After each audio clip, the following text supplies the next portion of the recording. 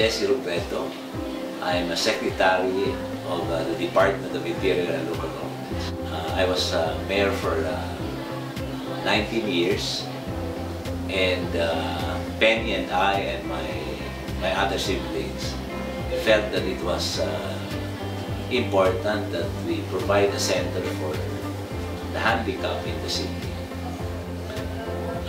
I come from a family of blind persons.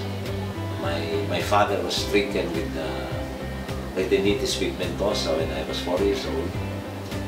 My older brother has the same disease or sickness, and my younger sister. So both of them cannot see anymore. The family felt that it was important that we be able to give back the opportunities that were given to us by our doing this in both my personal and official capacity. It's something that we're committed to do, whether I'm in government or I'm not in government.